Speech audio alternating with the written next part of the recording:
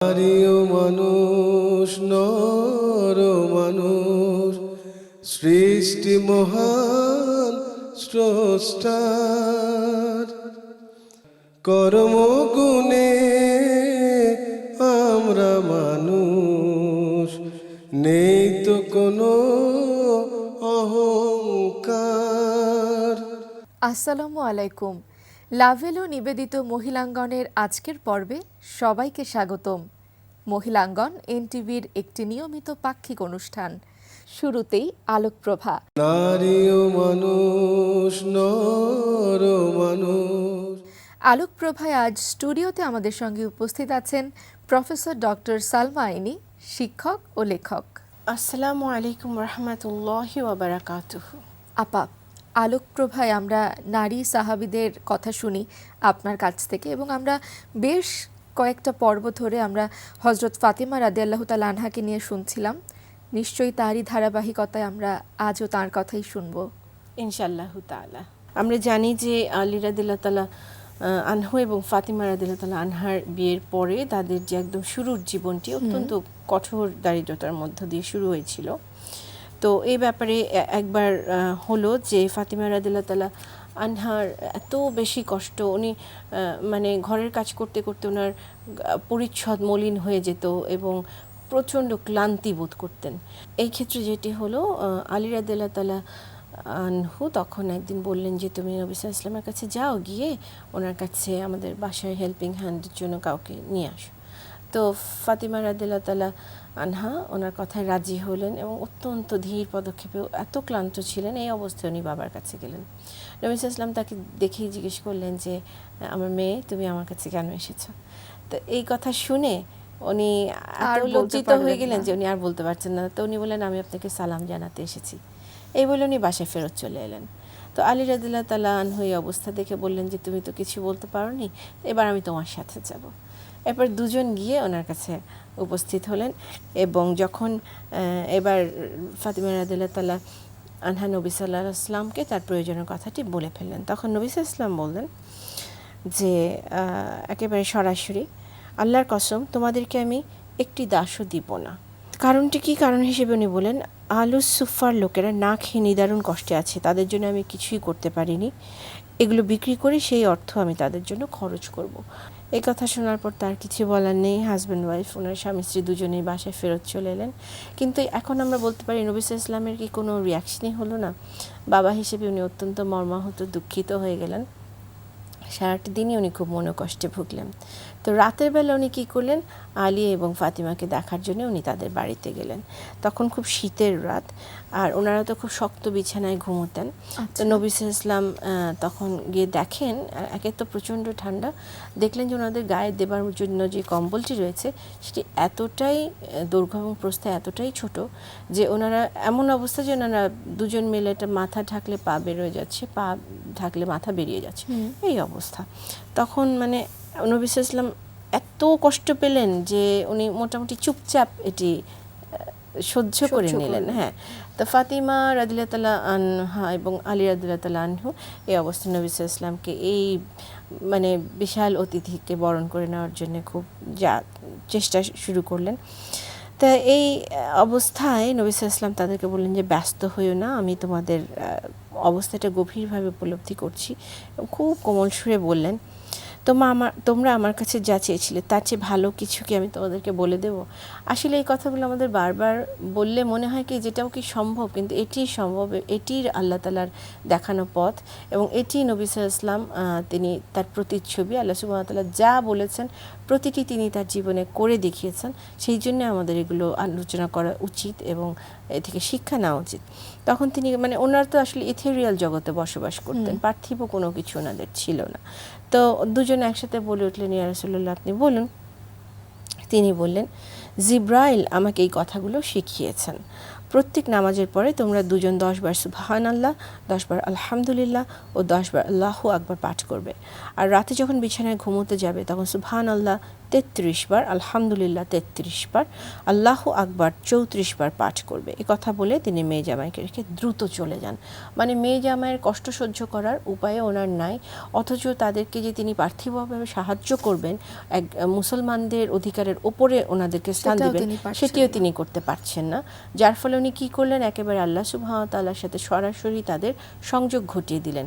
এরপরে আরেকটি ঘটনা আমি উল্লেখ করছি এই দুঃখ কষ্টে, নিশ্চয়ই। সেটি হচ্ছে আলী রাদিয়াল্লাহু তাআলা আনহু একবার অসম্ভব, ওনাদের সারা জীবনই খুব দুঃখ অভাব অনটনে কেটেছে, প্রচণ্ড অভাবে পড়ে গেলেন। তা তিনি স্ত্রী ফাতিমাকে বললেন যে তুমি নবী সাল্লাল্লাহু আলাইহি ওয়াসাল্লামের কাছে গিয়ে কিছু চেয়ে আনো, যদি তাহলে ভালো হয়, খাবার নেই ঘরে। তো ফাতিমা রাদিয়াল্লাহু আনহা যথারীতি গেলেন এবং নবী সাল্লাল্লাহু আলাইহি ওয়াসাল্লাম তখন উম্মু আয়মান রাদিয়াল্লাহু তাআলা আনহার সাথে বসা ছিলেন। ফাতিমা দরজায় টোকা দিয়ে নবী সাল্লাল্লাহু আলাইহি ওয়াসাল্লামকে টোকা দেওয়ার সাথে সাথে নবী সাল্লাল্লাহু আলাইহি ওয়াসাল্লাম বললেন যে ফাতিমা এসেছে। খুব ইন্টারেস্টিং যে উনি যখন আমরা একটু এখানে মনে করতে পারি যে যখন খাদিজা রাদিয়াল্লাহু তাআলা আনহার বোন আসতেন এবং দরজায় টোকা দিতেন, উনি বললেন অমুকে এসছেন, যে খাদিজা রাদিয়াল্লাহু তাআলা আনহার টোকার সাথে ওনার পরিচয় ছিল, মিল ছিল। আর একইভাবে ফাতিমা যখন টোকা দিতেন, উনি সাথে সাথে বলতেন যে আমার মেয়ে ফাতিমা এসছে। তো এই সময় খুব একটি এমন একটি সময়ও এসছে যে নিশ্চয়ই খুব কোনো প্রয়োজন ছাড়া এই সময় আসার কথা না। তো ফাতিমা রাদিয়াল্লাহু তাআলা আনহা ঘরে ঢুকলেন, ঢুকে বলেন ইয়া রাসূলুল্লাহ, এই ফেরেশতাদের খাদ্য হলো তাসবিহ, তাহলিল ও তাহমিদ, কিন্তু আমাদের খাবার কি? এই যে দেখুন বাস্তবতা, ওনারা কিন্তু এই পৃথিবীরই মানুষ ছিলেন। উনি সরাসরি বাবার সাথে এভাবে কথা বলতেন এবং এখানে যে মেয়েদের অধিকার, তিনি মানে পৃথিবীর সর্বোচ্চ ব্যক্তির সাথে কথা বলছেন, আল্লাহর রাসূল সাল্লাল্লাহু আলাইহি ওয়াসাল্লামের সাথে কথা বলছেন, কিন্তু উনি প্রশ্ন করতে দ্বিধা করেন। এটিও আমাদেরকে তার চরিত্রের দিকটি তুলে ধরতে সাহায্য করে। ওনার যে ব্যাপারে প্রশ্ন এসেছে উনি সেটি সরাসরি জেনে নেবার চেষ্টা করেছেন, এখানে দ্বিধা দ্বন্দ্ব কোনো কিছু কাজ করেনি। তো উনি ফেরেশতাদের খাদ্য তাসবিহ তাহলিল ইত্যাদি উনি বলছেন, কিন্তু আমি তো মানুষ, আমার খিদে লাগে, তাহলে আমার খাবার কি, এটা উনি জিজ্ঞেস করলেন।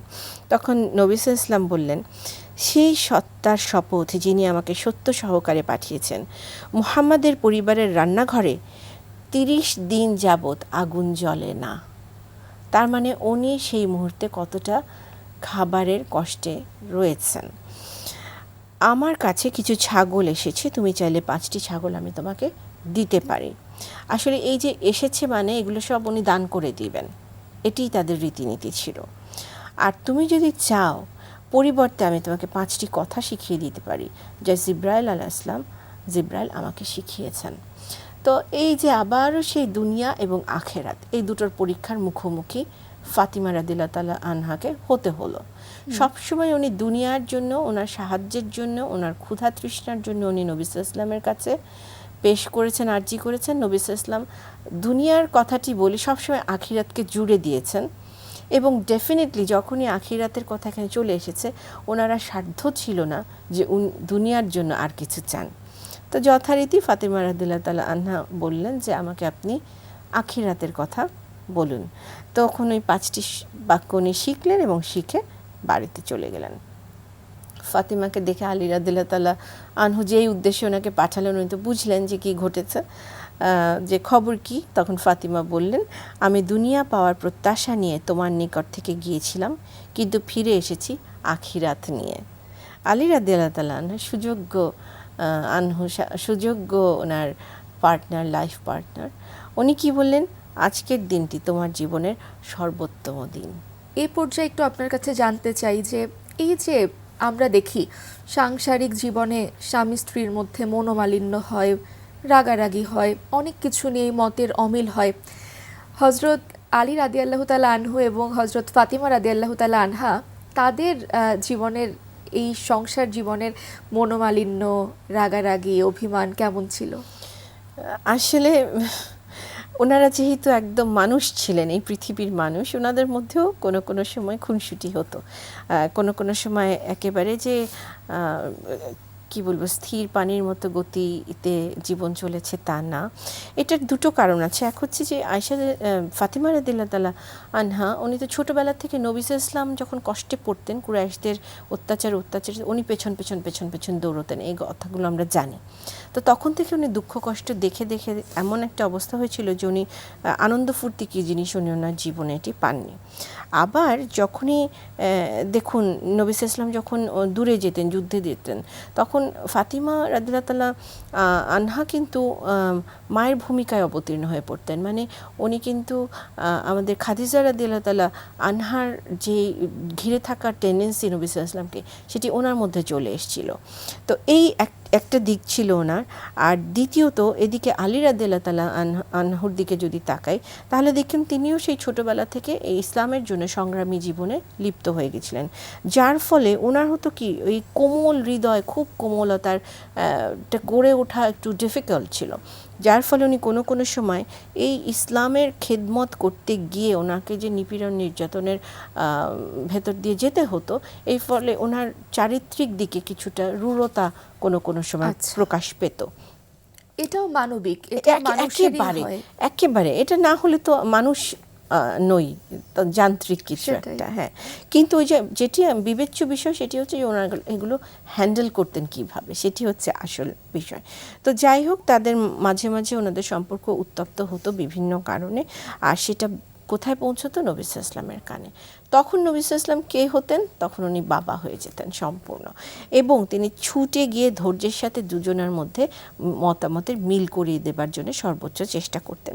একটি ঘটনা শুধু আমি এখানে বলবো, সেটি হচ্ছে নবী সাল্লাল্লাহু আলাইহি ওয়াসাল্লাম একদিন সন্ধ্যার সময় খুব ব্যস্ততার সাথে মেয়ের বাসায় চলে গেলেন। তো যখন যাচ্ছেন তখন ওনার চোখে মুখে উৎকণ্ঠার ছাপ। তো আবার কিছুক্ষণ পরে উনি যখন ফেরত এসেছেন তখন দেখা গেল যে উনি বেশ উৎফুল্ল হয়ে আছেন। তো স্বভাবতই সাহাবীরা ওনারা বললেন, যে ইয়া রাসূলুল্লাহ, আপনাকে এক অবস্থায় ঢুকতে দেখলাম, এখন আরেক অবস্থায় দেখছি, সেটি হচ্ছে আপনি এখন হাসি খুশি অবস্থায় রয়েছেন। তখন নবী সাল্লাল্লাহু আলাইহি ওয়াসাল্লাম উত্তর দিলেন, আমার সবচেয়ে বেশি দুজন প্রিয় মানুষের মধ্যে আপোষ মীমাংসা করে দিলাম, আর তাতে আমি খুশি হব না? তার মানে হচ্ছে আমরা এই ঘটনাটুকু থেকে বুঝতে পারি যে ফাতিমা রাদিয়াল্লাহু তাআলা আনহা এবং আলী রাদিয়াল্লাহু তাআলা আনহুর মধ্যে যেটি স্বামী স্ত্রী দাম্পত্য যে প্রবলেমগুলো হয় সেটি হতো, কিন্তু এবং খুবই বাস্তবসম্মতভাবে ওনাদের যিনি মুরব্বী তিনি সেটিকে মিটিয়ে দেবার জন্য সর্বোচ্চ চেষ্টা করতেন, দুদিকের কথা শুনতেন এবং একটি ফয়সালা করে দিতেন। আপা, আজ তো আমরা একেবারেই শেষ দিকে চলে এসেছি আলোক প্রভার। খুব চমৎকার আলোচনা আপনার কাছ থেকে আমরা শুনলাম।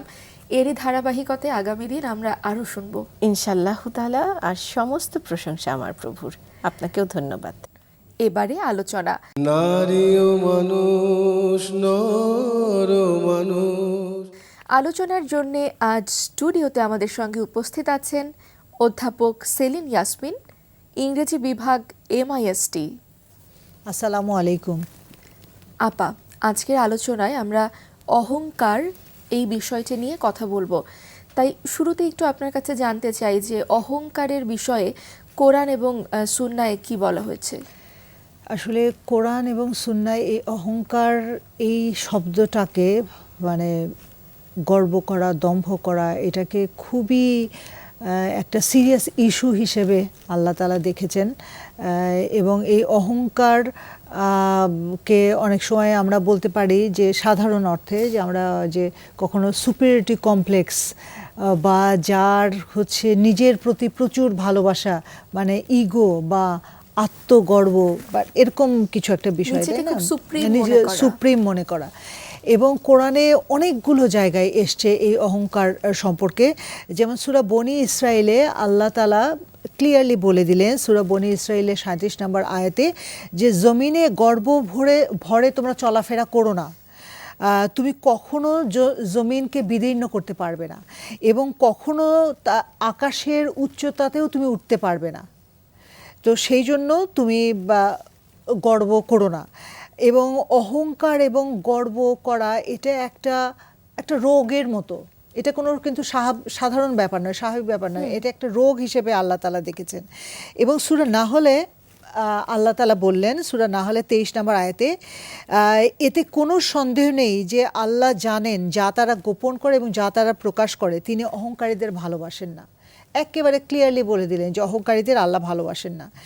এবং সূরা লুকমানের দিকে যদি আমরা তাহলে, লুকমান যখন তার ছেলেদের মৃত্যুশয্যায় ছেলেদের উপদেশ দিচ্ছিলেন, সূরা লুকমানের 18 নম্বর আয়াতে মানে লুকমানের মুখ দিয়ে আল্লাহ বলাচ্ছেন যে অহংকারের বশবর্তী হয়ে তুমি অন্যকে অবজ্ঞা করো না এবং আর পৃথিবীতে গর্ব ভরে চলাফেরা করো না, নিশ্চয়ই আল্লাহ দাম্ভিক অহংকারীকে পছন্দ করেন না। একেবারে ক্লিয়ারলি বলে দিলেন।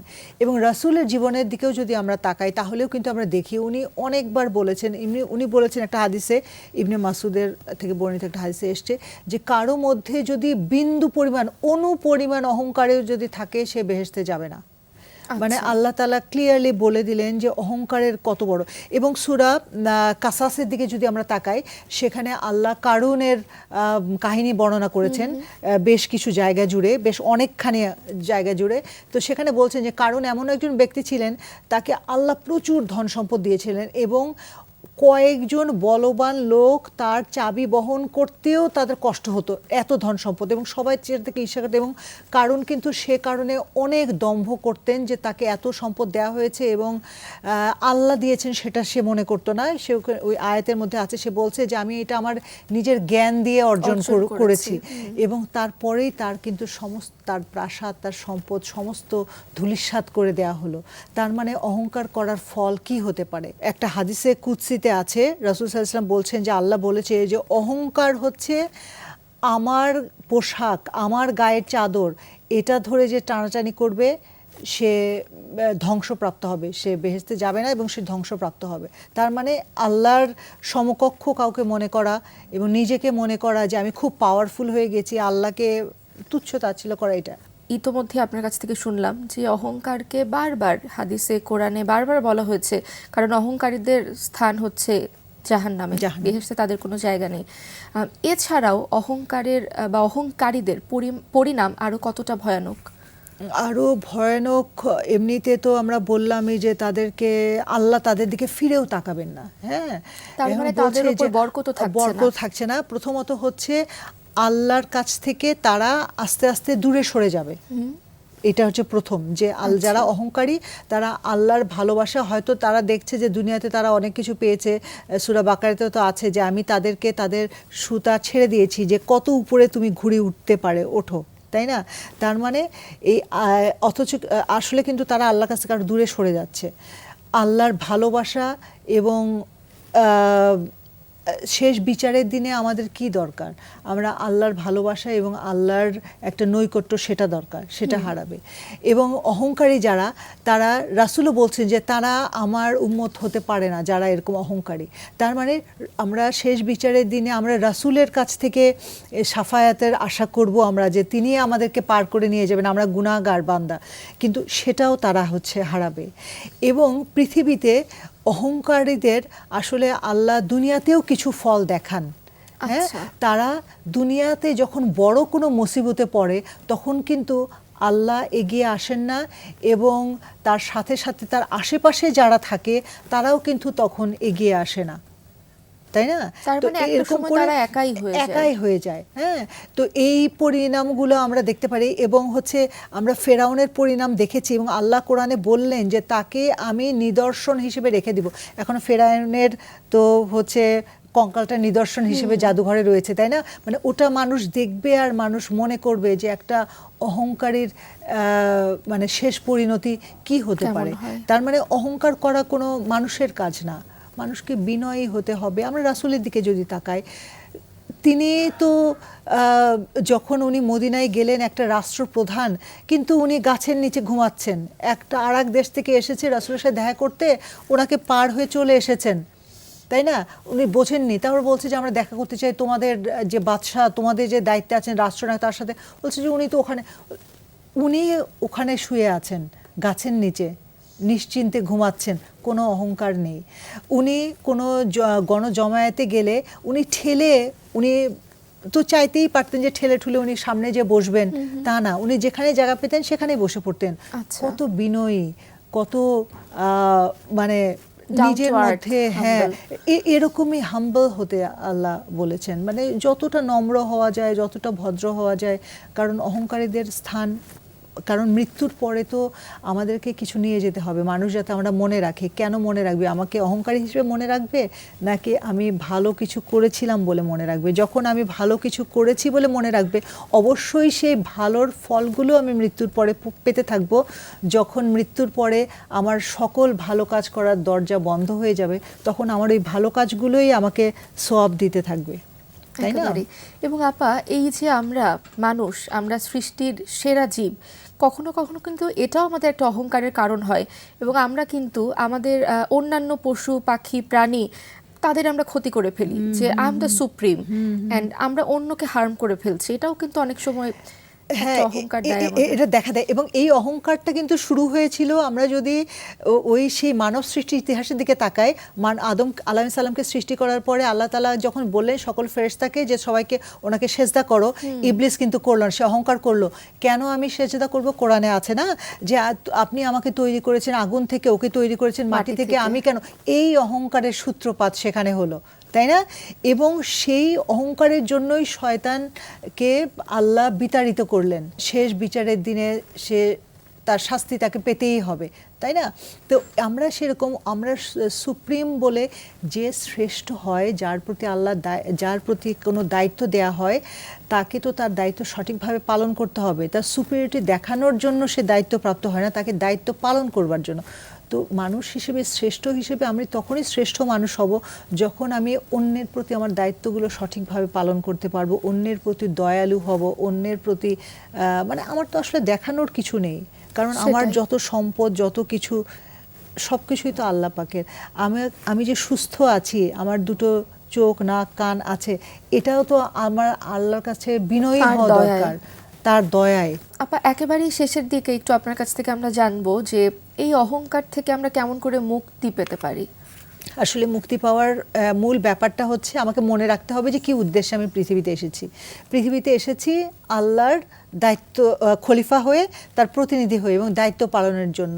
এবং আমাকে আল্লাহর যে অন্যান্য, আল্লাহ কেন আমাকে শ্রেষ্ঠ, যেহেতু আমাকে শ্রেষ্ঠ জীব হিসেবে তৈরি করে পাঠিয়েছেন, সেই শ্রেষ্ঠত্বের প্রমাণ দেওয়ার জন্যই আমাদেরকে বিনয়ী হতে হবে, নম্র হতে হবে, ভদ্র হতে হবে, এবং সকল ধরনের অহংকার পরিহার করতে হবে। এবং যখনই আমরা সকল ধরনের অহংকার পরিহার করতে পারবো, তখনই আমরা আশা করতে পারি যে আমরা আল্লাহর নৈকট্য লাভ করতে পারবো, এবং রাসূল সাল্লাল্লাহু আলাইহি সাল্লামের সান্নিধ্য আমরা পেতে পারবো শেষ বিচারের দিনে, নতুবা নয়।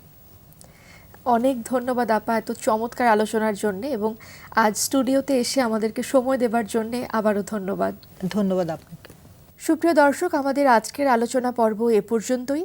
বিশ্বের যে কোনো প্রান্ত থেকে যে কোনো সময়ে মহিলাঙ্গন দেখতে চাইলে ভিজিট করুন আমাদের ওয়েবসাইট www.ntvbd.com। এছাড়াও চোখ রাখতে পারেন আমাদের ইউটিউব চ্যানেল এবং ভেরিফাইড ফেসবুক পেজে। এছাড়া আপনার যে কোনো মতামত, পরামর্শ কিংবা অভিমত লিখে জানাতে পারেন আমাদের ঠিকানায়। পরিচালক মহিলাঙ্গন, এনটিভি, বিএসইসি ভবন, 7ম তলা, 102 কাজী নজরুল ইসলাম এভিনিউ, কারওয়ান বাজার, ঢাকা 1215। আজ এ পর্যন্তই। অন্য কোনো পর্বে নিশ্চয়ই আমরা আরও অন্য অনেক বিষয় নিয়ে আলোচনা করব। সেই পর্যন্ত সবাই ভালো থাকুন, সুস্থ থাকুন, নিরাপদে থাকুন। আসসালামু আলাইকুম। সৃষ্টি মহান স্রষ্টার কর্মগুণে আমরা মানুষ, নেই তো কোনো